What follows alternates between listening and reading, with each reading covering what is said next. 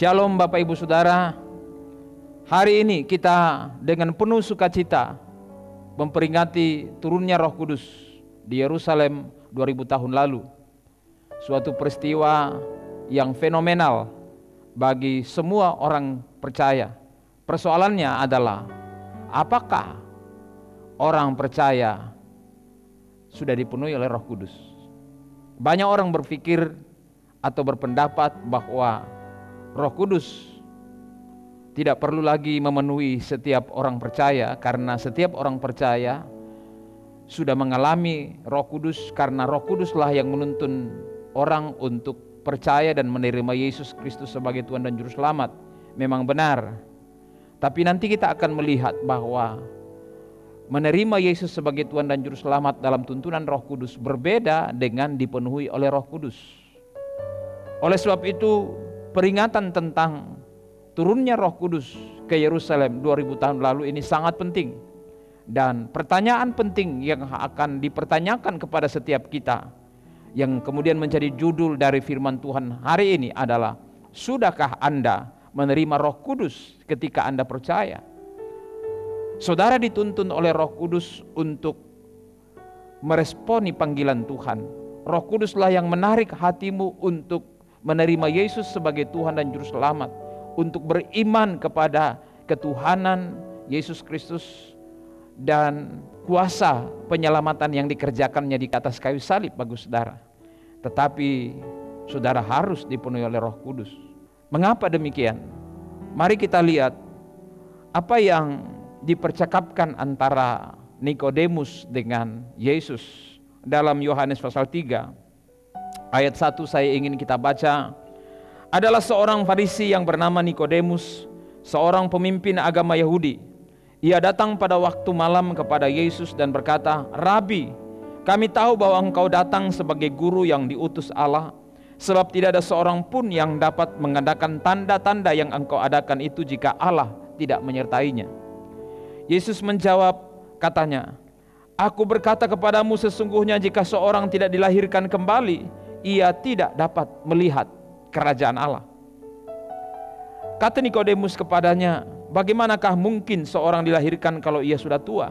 Dapatkah ia masuk kembali ke dalam rahim ibunya dan dilahirkan lagi?" Jawab Yesus, "Aku berkata kepadamu, sesungguhnya jika seorang tidak dilahirkan dari air dan roh, ia tidak dapat masuk ke dalam kerajaan Allah. Apa yang dilahirkan dari daging adalah daging, dan apa yang dilahirkan dari roh adalah roh. Janganlah engkau heran, karena aku berkata kepadamu, kamu harus dilahirkan kembali."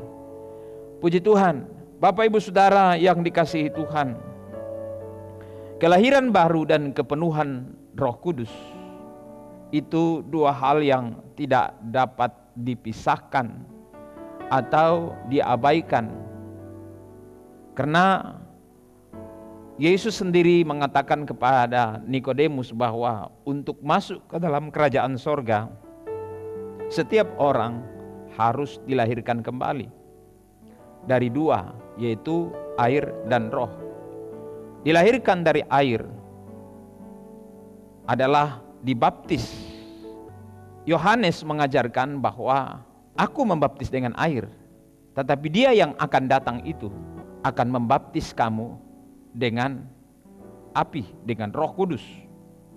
Bapak Ibu Saudara, jadi orang Kristen harus mengalami kelahiran baru, barulah ia menerima Roh Kudus. Harus menerima Yesus, barulah dipenuhi oleh Roh Kudus. Jadi setelah orang menerima Yesus Kristus sebagai Tuhan dan Juru Selamatnya dengan sungguh, maka dia dipenuhi oleh Roh Kudus.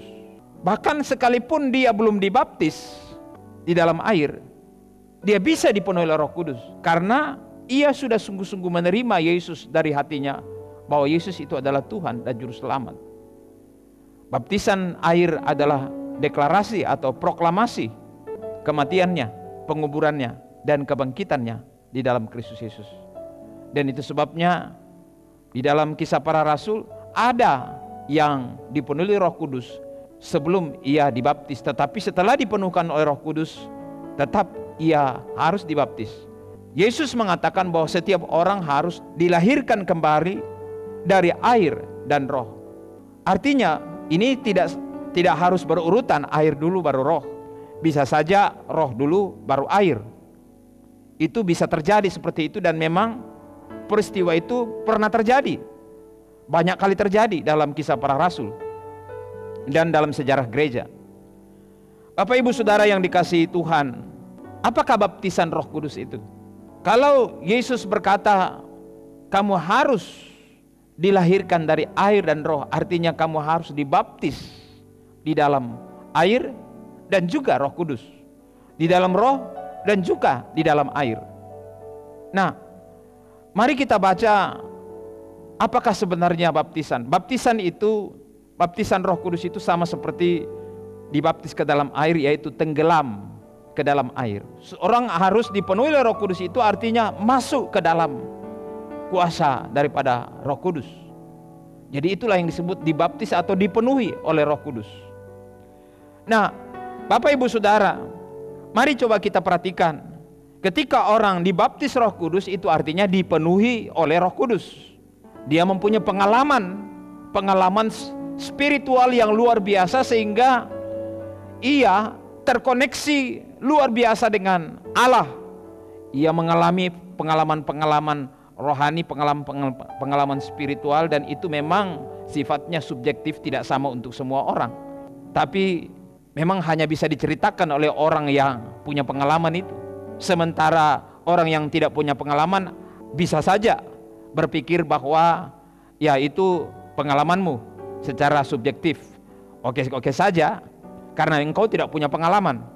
Dan bisa saja orang itu tidak mempercayai pengalaman-pengalaman spiritual seperti itu, kalau dia memahami berdasarkan pikiran-pikirannya saja. Tetapi orang yang pernah mengalami dipenuhi oleh Roh Kudus, ia akan bisa menceritakan seperti apa pengalaman dipenuhi oleh Roh Kudus itu.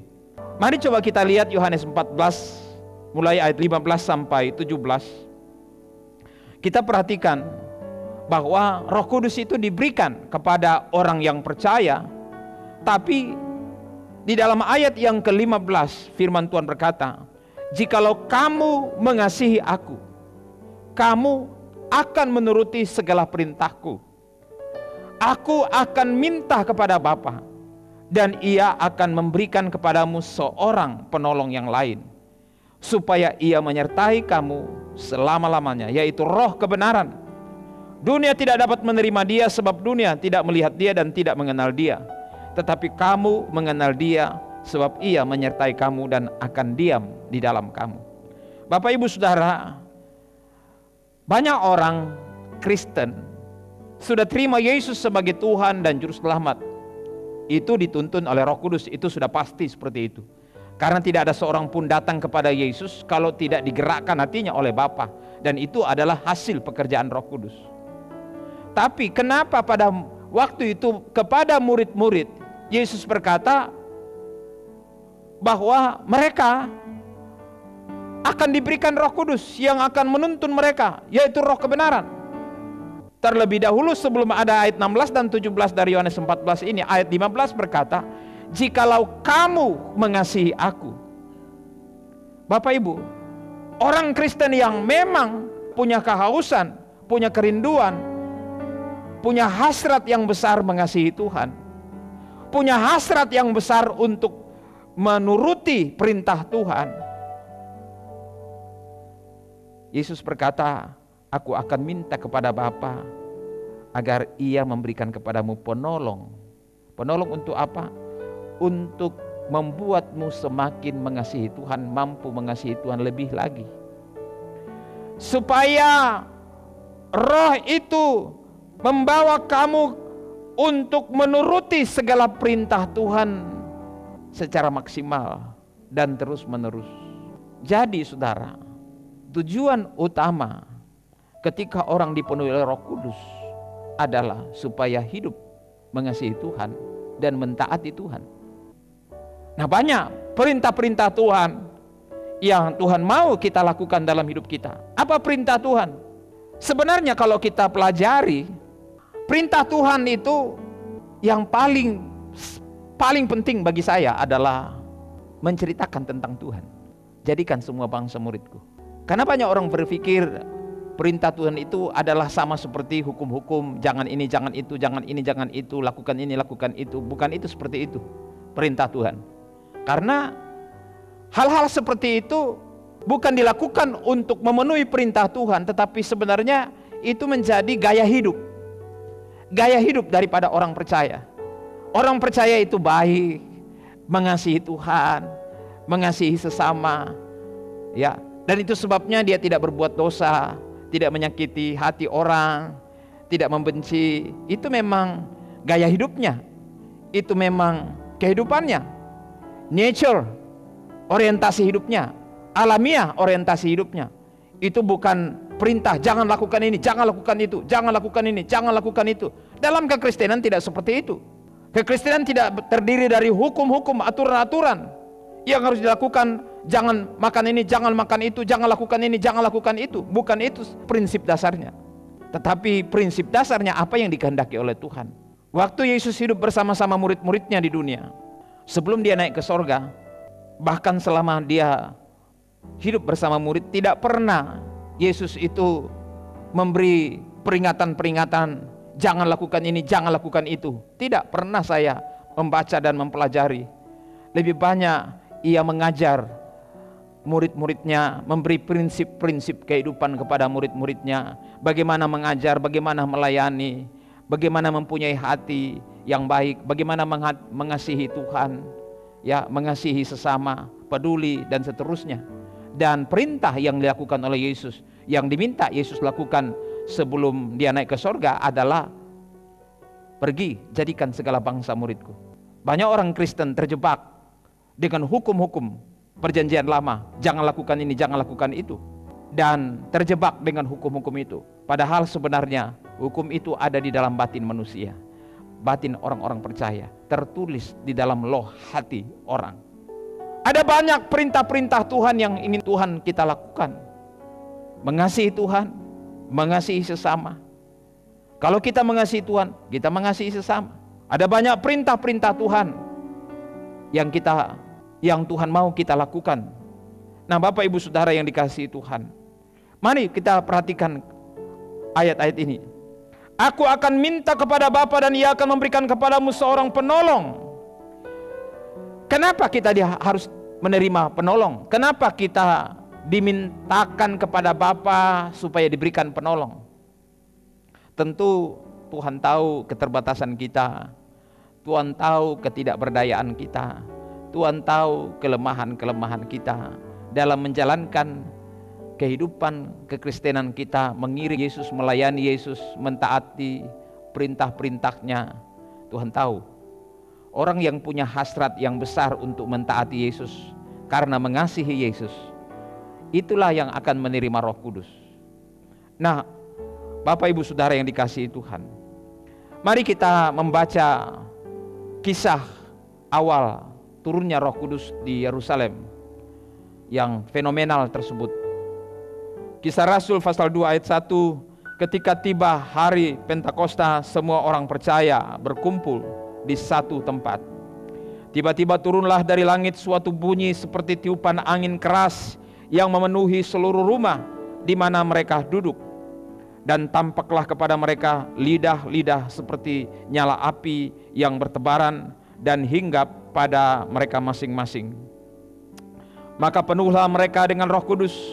Lalu mereka mulai berkata-kata dalam bahasa-bahasa lain seperti yang diberikan oleh Roh itu kepada mereka untuk mengatakannya. Bapak Ibu Saudara, itulah kisah yang secara singkat dijelaskan peristiwa daripada turunnya Roh Kudus Yerusalem. Bapak Ibu Saudara, pertanyaannya, apakah saudara sudah mengalami kepenuhan Roh Kudus ketika Anda percaya? Tahukah Bapak Ibu Saudara bahwa sebenarnya setiap orang setelah dibaptis dengan air atau setelah menerima Yesus sebagai Tuhan dan Juru Selamat, dia harus dipenuhi oleh Roh Kudus. Ada yang berkata, setelah ketuangan Roh Kudus di Yerusalem 2000 tahun lalu, ketika rasul-rasul berkumpul, mereka dipenuhi oleh Roh Kudus dan mulai berbicara dalam bahasa roh, itu sudah selesai. Itu peristiwa sejarah sekali untuk selama-lamanya dan tidak akan pernah terjadi lagi. Tapi mari kita perhatikan dalam sejarah gereja tidak seperti itu. Fakta Alkitabiah menyatakan bahwa setelah peristiwa di loteng Yerusalem, terjadi lagi peristiwa yang sama. Walau tidak persis sama bentuknya ketika turunnya Roh Kudus pertama kali, tetapi yang jelas adalah Roh Kudus turun kepada kelompok orang atau pribadi sehingga mereka mengalami apa yang disebut berbahasa roh. Ya. Nah, Saudara, mari kita lihat di dalam Kisah pasal 8 ayat 14 dan 15 sampai 17. Bagaimana orang percaya di Samaria mengalami baptisan Roh Kudus. Ini di Samaria, bukan di Yerusalem. Ketika mereka percaya kepada Yesus, peristiwa itu terjadi saat Filipus memberitakan Injil di Samaria. Waktu Filipus memberitakan Injil kepada orang Samaria, mereka mengalami perjumpaan dengan Tuhan, mereka mengalami mujizat-mujizat, orang-orang sakit disembuhkan dan seterusnya, dan mereka percaya kepada Yesus Kristus. Mendengar peristiwa itu, Yerusalem mengirim rasul ke sana. Kisah 8:14 katakan, ketika rasul-rasul di Yerusalem mendengar bahwa tanah Samaria telah menerima firman Allah, mereka mengutus Petrus dan Yohanes ke situ. Setibanya di situ, kedua rasul itu berdoa supaya orang-orang Samaria itu beroleh Roh Kudus. Berarti bahwa orang-orang Samaria ini walaupun sudah percaya Yesus, tidak otomatis sudah dipenuhi oleh Roh Kudus. Seandainya rasul-rasul berpikir, oh sudah selesai, puji Tuhan, mereka sudah percaya Yesus, oke, sudah, puji Tuhan, haleluya. Kalau mereka mau dipenuhi Roh Kudus, ya alhamdulillah, kalau tidak ya puji Tuhan. Tidak seperti itu. Tapi dalam firman Tuhan ini, ketika rasul-rasul di Yerusalem mendengar bahwa tanah Samaria telah menerima firman Allah, mereka mengutus Petrus dan Yohanes ke situ. Dan rasul-rasul itu berdoa supaya orang-orang Samaria itu yang sudah percaya Yesus, yang sudah terima Yesus, itu dipenuhi Roh Kudus.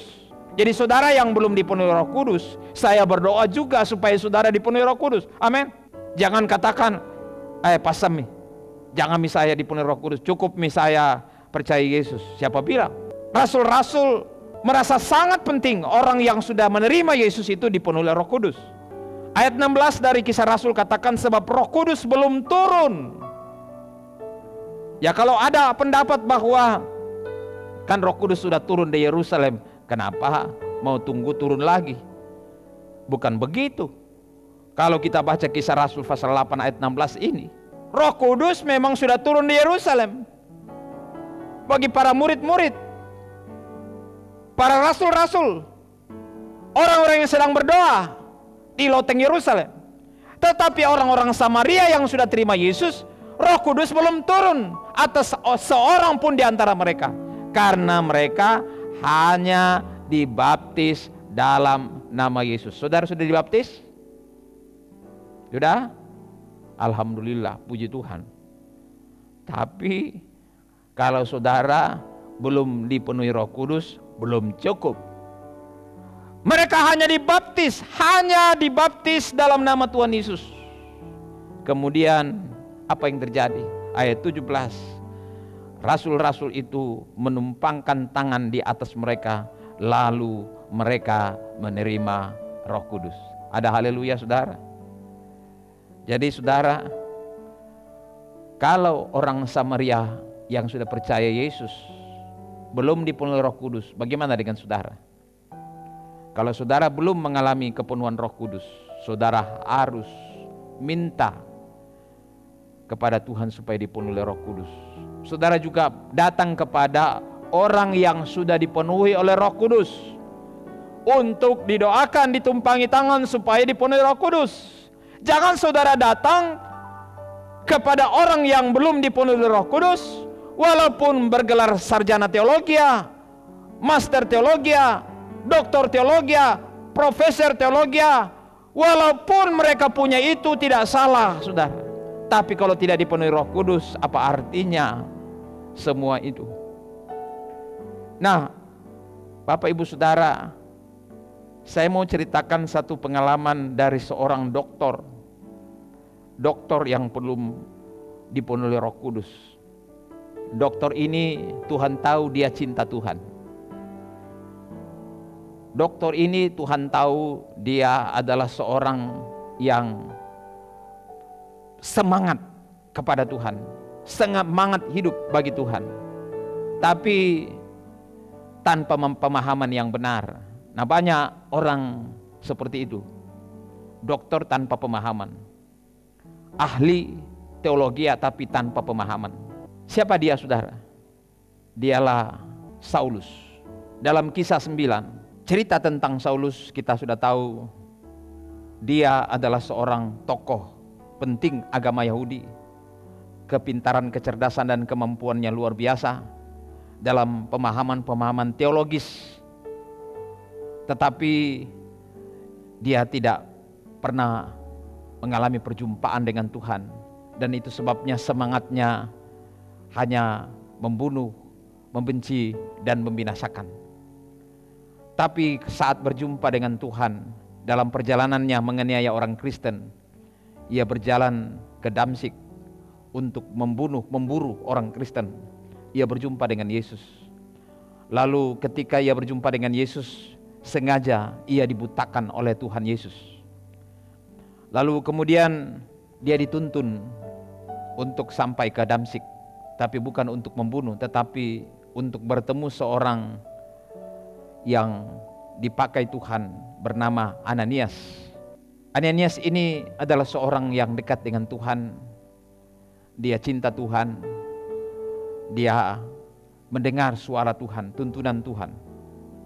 Apa yang terjadi? Ia menumpangkan tangannya ke atas Saulus, sang doktor, sang ahli teologi ini, tokoh agama ini.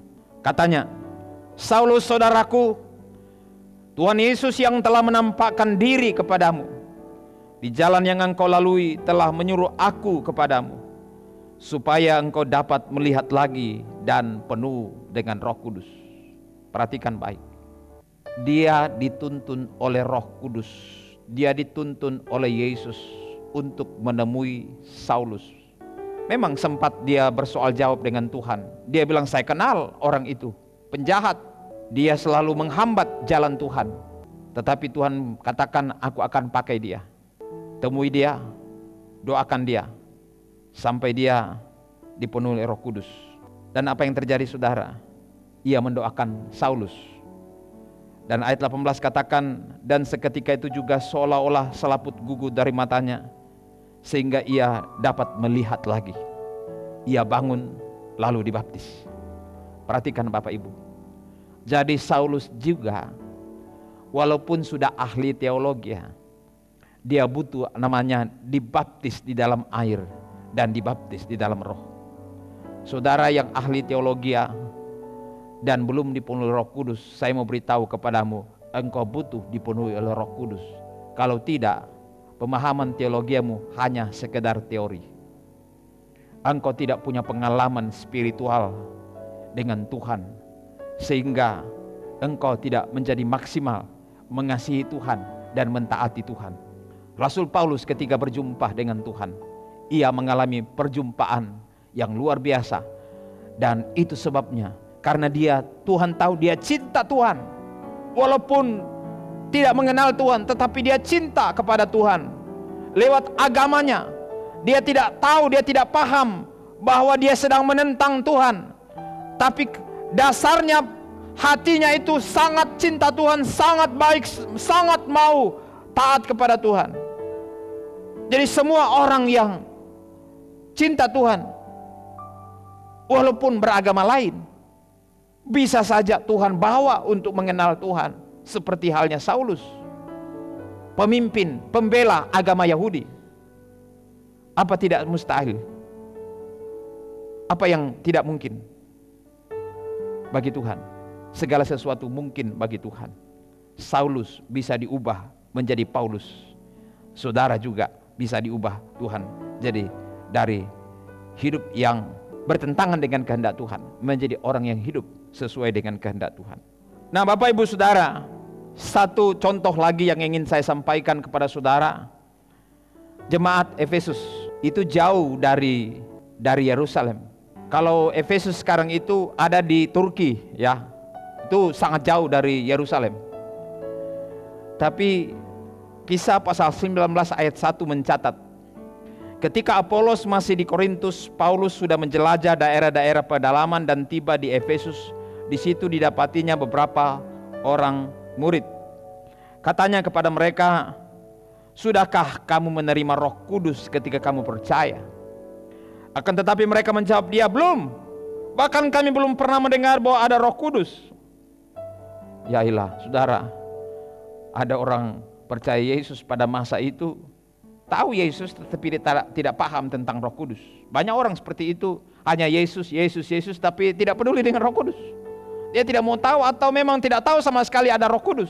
Dan apa itu Roh Kudus? Semacam makanan apa itu? Jemaat di Efesus yang sudah terima Yesus sebagai Tuhan dan Juru Selamat, mereka ditanya, apakah kamu sudah menerima Roh Kudus ketika kamu percaya? Belum, kami belum tahu apa itu Roh Kudus. Ayat 3.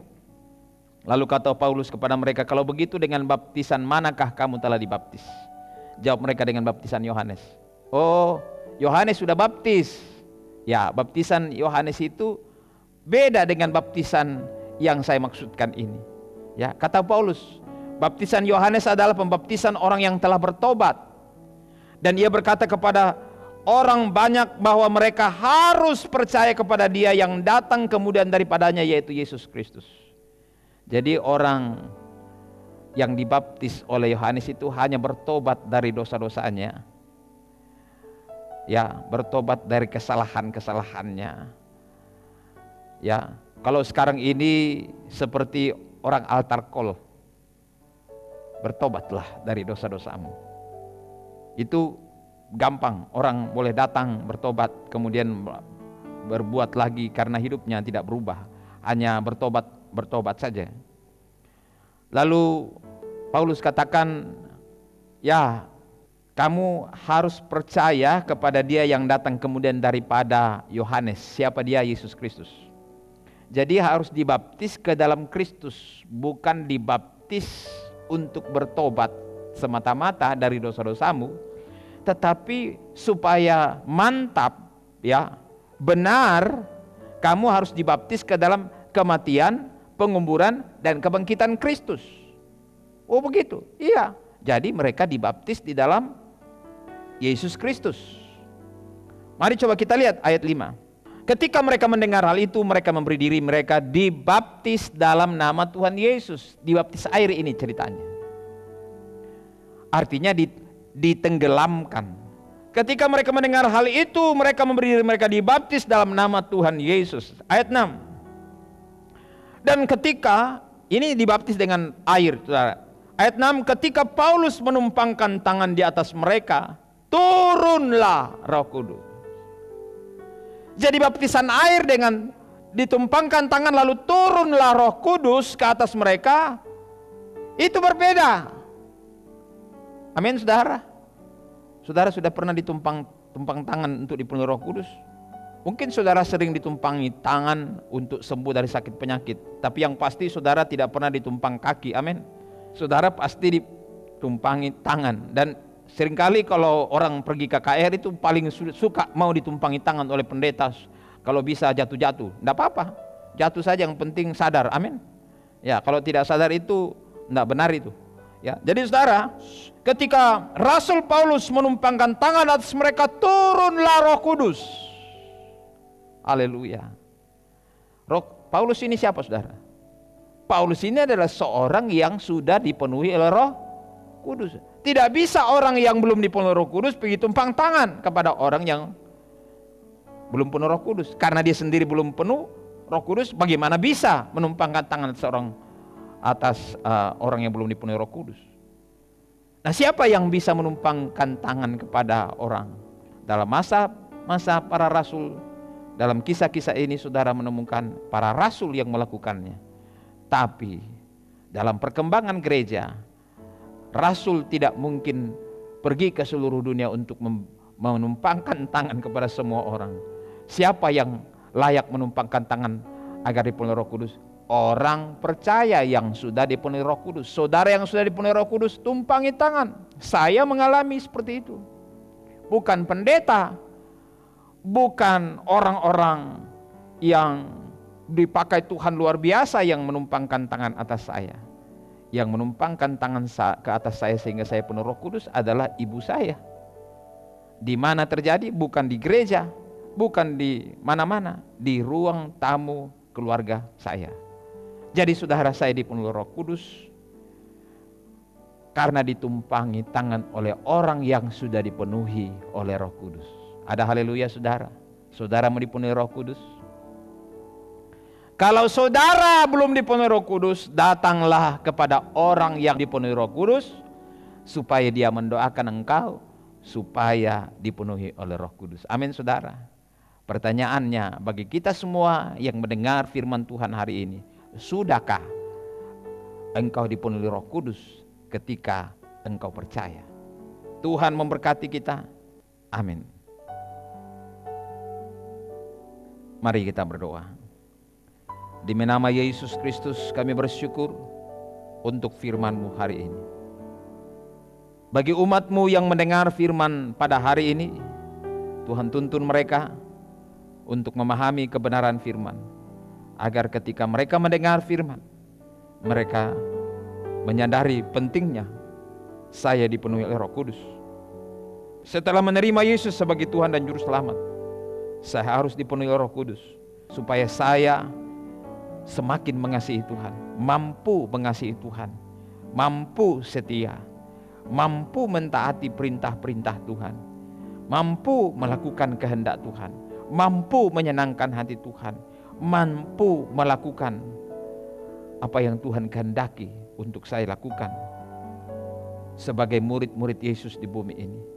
Tuhan, Engkau kenal orang-orang yang memang serius, sungguh-sungguh cinta Tuhan, seperti Paulus, seperti Cornelius, seperti orang-orang di Efesus, seperti orang-orang di Samaria. Siapa saja, banyak orang yang sungguh-sungguh cinta Tuhan, sungguh-sungguh mau hidup menyenangkan hati Tuhan. Kami percaya bahwa Roh Kudus adalah untuk mereka. Sebab itu Tuhan, kami berdoa, tuntunlah setiap orang yang mendengar firman Tuhan, kekasih yang mendengar firman Tuhan hari ini, supaya mereka dipenuhi oleh Roh Kudus. Mereka boleh datang kepada hamba Tuhan atau orang-orang percaya yang sudah dipenuhi oleh Roh Kudus, supaya didoakan agar dapat dipenuhi juga oleh Roh Kudus. Kami percaya Roh Kudus dijanjikan oleh Bapa untuk kami ketika kami minta di dalam nama Yesus Kristus. Terpujilah Tuhan. Ini doa dan syukur kami demi nama Tuhan Yesus Kristus. Haleluya. Amin.